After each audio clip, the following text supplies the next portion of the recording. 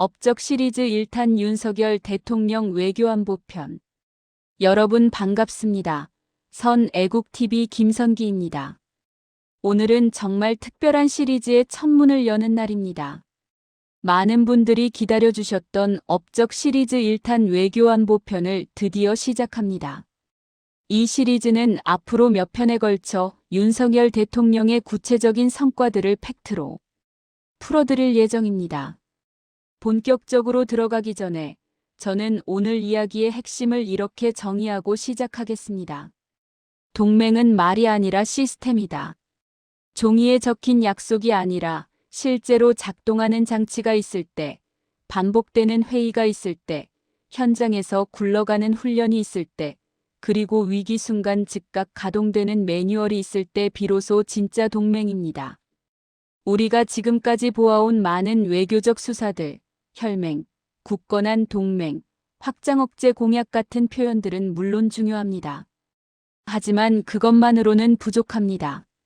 실제 전시나 준전시 상황에서 누가 누구에게 몇 분 안에 전화를 걸고 어떤 정보가 어떤 경로로 공유되며 어떤 전력이 어떤 타이밍에 배치되는가, 이런 구체적인 작동 메커니즘이 있어야 진짜입니다.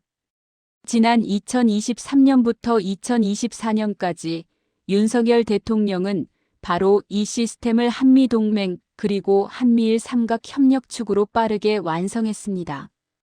단순히 정상회담을 몇 번 했다는 차원이 아닙니다. 구조를 만들고 그 구조 안에 사람과 절차를 집어넣고 반복 훈련을 통해 근육 기억처럼 체화시켰다는 겁니다. 오늘 그 핵심을 차근차근 풀어드리겠습니다. 첫 번째 키워드. 워싱턴 선언과 핵협의 그룹 NCG. 2023년 4월 워싱턴에서 한미 정상이 만나 하나의 선언을 발표했습니다. 바로 워싱턴 선언입니다.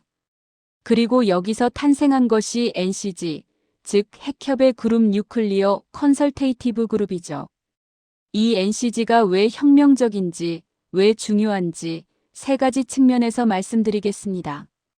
1. 확장 억제를 절차로 만들었다. 지금까지 확장 억제는 추상적 약속에 가까웠습니다. 미국의 해구산이 한국을 보호한다. 이 문장은 맞습니다. 하지만 구체적으로 어떻게 보호하는가? 위기 시나리오가 발생했을 때 누가 먼저 보고하고 어떤 채널로 정보가 공유되며 어떤 수준의 위협에 어떤 수준의 대응 옵션이 제시되는가? 이런 질문에 대한 답이 없었습니다. NCG는 바로 이 질문들에 대한 답을 매뉴얼로 만들었습니다. 확장 억제를 말이 아니라 절차로, 느낌이 아니라 프로세스로 전환한 겁니다.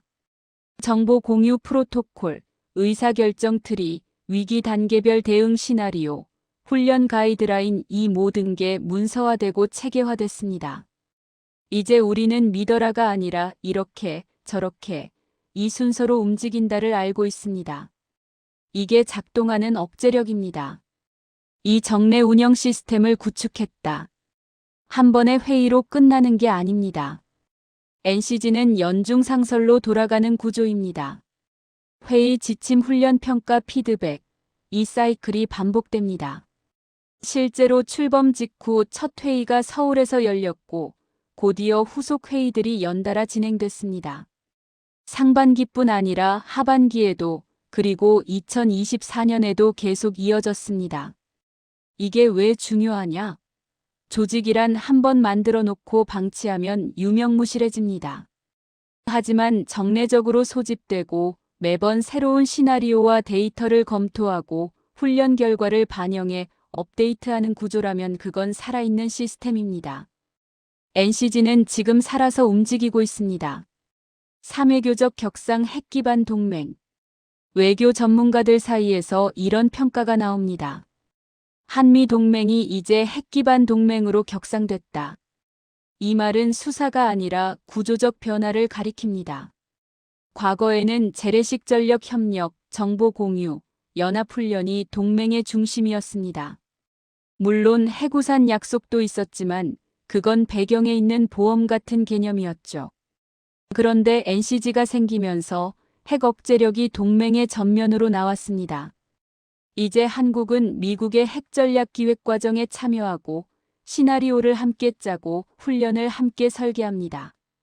이건 단순한 보호받는 나라의 지위가 아니라 전략을 함께 만드는 파트너의 지위입니다. 이 변화가 갖는 의미는 막대합니다. 요컨대 NCG는 해구산을 믿어라가 아니라 이렇게 움직인다를 절차로 보여준 틀입니다. 이게 바로 작동하는 억제력입니다.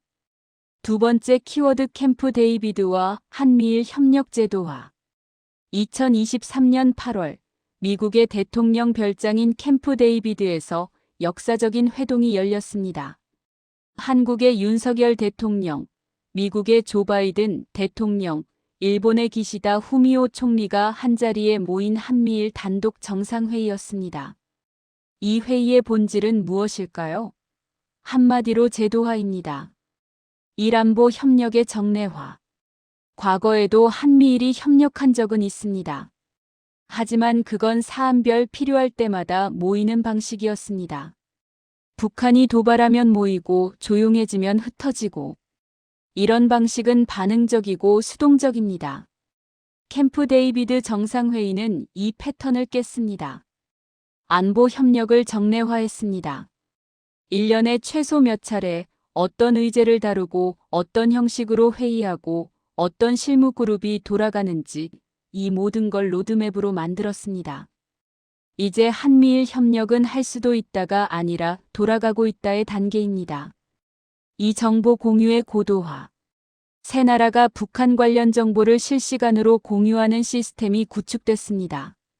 미사일 발사 조기 경보, 사이버 위협 정보, 불법 해상활동 감시 데이터 이런 것들이 이제 삼각 네트워크를 통해 흐릅니다.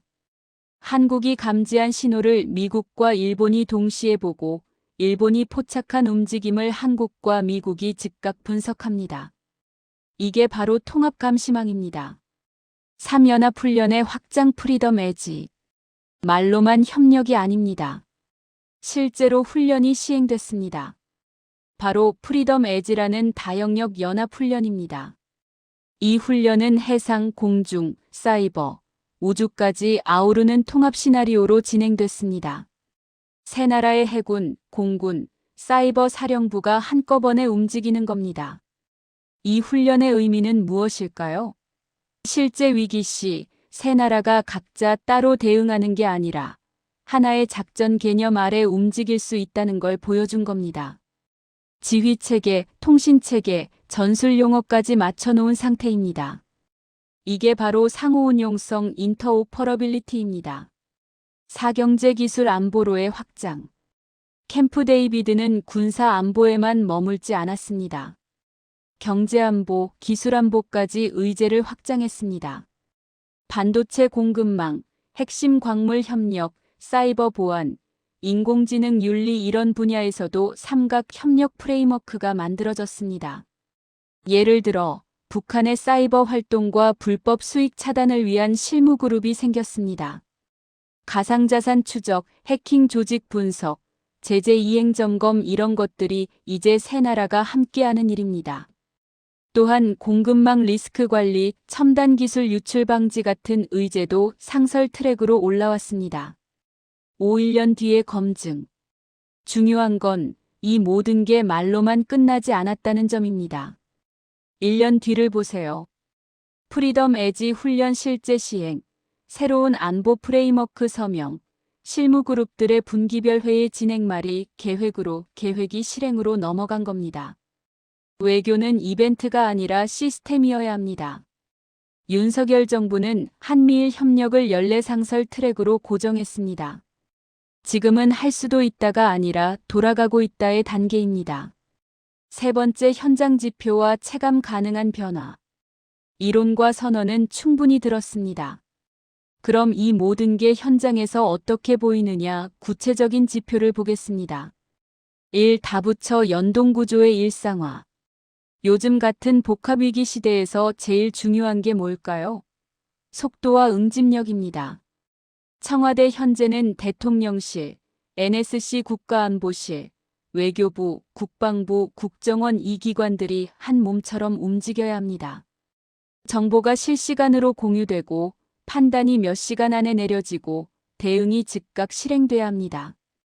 NCG와 각종 양자 3자 협의체가 활성화되면서 이런 다부처 연동 구조가 일상화됐습니다. 예전에는 부처 간 벽이 있었습니다. 이건 외교부 소관, 이건 국방부 소관, 정보는 국정원이 독점 이런 식이었죠. 하지만 지금은 통합상황실 개념으로 바뀌었습니다. 북한이 미사일을 쏘면 즉각 통합보고 라인이 작동합니다. 국정원이 정보를 올리고 국방부가 군사적 옵션을 제시하고 외교부가 국제공조 방안을 준비하고 NSC가 이를 종합해 대통령에게 보고합니다. 이게 몇 시간이 아니라 몇십 분 안에 돌아갑니다. 이게 바로 시스템의 힘입니다. 이 정례 훈련과 시뮬레이션의 고도화. 북한의 핵미사일 위협 시나리오에 대해 책상 위 계획이 아니라 행동 계획 수준의 대비가 돌아갑니다. 어떤 정보를 누가 보고 몇 분 안에 어떤 결정을 내리고 어떤 전력과 어떤 메시지가 나갈지 이게 루틴이 되기 시작한 겁니다. 예를 들어 북한이 전술핵 사용 징후를 보인다는 시나리오를 설정합니다. 이때 어떤 일이 벌어지나요? 첫 10분 정보 확인 및 대통령 보고. 이후 30분 미국과 핫라인 가동, NCG 긴급 소집. 1시간 이내 군사 대응 옵션 최종 확정, 국제사회 메시지 발신. 이런 타임라인이 머릿속이 아니라 문서로, 그리고 반복 훈련으로 체화돼 있습니다. 또한 사이버 공격 대응, 해상 봉쇄 시나리오, 전시 대피 계획 이런 것들도 정기적으로 시뮬레이션 됩니다. 군만 하는 게 아니라 민간 부처, 지자체, 심지어 핵심 기업들까지 참여하는 통합훈련입니다. 이게 바로 전사회적 대비 태세입니다. 3억제력의 체감 가능한 업그레이드. 결론적으로 우리의 억제력은 체감 가능한 방식으로 업그레이드 됐습니다. 국가 안보는 느낌이 아니라 프로세스입니다. 우리가 튼튼하다더라가 아니라 이런 시스템이 돌아간다를 알 때 국민은 안심합니다. 그 프로세스를 만든 시기가 바로 지금입니다. 구체적으로 어떤 변화가 있었을까요? 전략자산 전개의 가시화, 미국의 전략무기 B-52, 항모, 핵잠수함 등과 한반도에 전개되는 빈도와 투명성이 높아졌습니다. 예전엔 왔다더라 수준이었다면 지금은 언론 브리핑과 함께 공개됩니다. 이게 바로 가시적 억제입니다. 정보 공유의 실시간화, 북한의 움직임을 한국이 미국, 일본과 실시간으로 공유합니다. 미사일 발사 몇 분 만에 공동 성명이 나옵니다. 이건 정보가 흐른다는 증거입니다. 대응 메시지의 통일성. 과거엔 한국, 미국, 일본이 각자 다른 톤으로 메시지를 냈습니다. 지금은 하나의 목소리로 나옵니다. 이게 바로 연합 억제 메시지입니다. 4국민이 느끼는 안보. 국민은 전문가가 아닙니다. NCG가 뭔지, 프리덤 에지가 뭔지 다 알 필요는 없습니다. 하지만 뉴스를 볼 때 우리 정부가 빠르게 대응하네, 미국과 긴밀히 협력하네, 훈련을 자주 하네 이런 걸 느낍니다. 이게 바로 체감 안보입니다. 윤석열 정부 출범 이후 이런 체감 지표들이 올라갔습니다. 정부의 위기 대응 속도, 동맹국과의 협력 가시성, 훈련과 전략자산 전개 빈도, 이 모든 게 국민이 느낄 수 있는 수준으로 강화됐습니다. 종합정리 동맹을 시스템으로 만든 성과. 자, 이제 오늘의 이야기를 정리하겠습니다. 첫째, 워싱턴 선언과 NCG로 핵 억제 협의가 상설화됐습니다. 확장 억제를 말이 아니라 절차로 만들었고 정례 운영 시스템을 구축했으며 한미 동맹을 핵 기반 동맹으로 격상시켰습니다. 둘째, 캠프 데이비드로 한미일 협력이 제도화됐습니다. 안보 협력을 정례화하고 정보 공유를 고도화하고 프리덤 에지 같은 실제 훈련을 실행했으며 경제기술 안보까지 협력 범위를 확장했습니다. 셋째, 다부처 연동과 정례 훈련으로 의사결정 속도와 대비 태세가 한 단계 올라갔습니다. 통합상황실 체계, 시뮬레이션 훈련의 일상화, 가시적 억제력 강화 이 모든 게 국민이 체감할 수 있는 수준으로 구현됐습니다.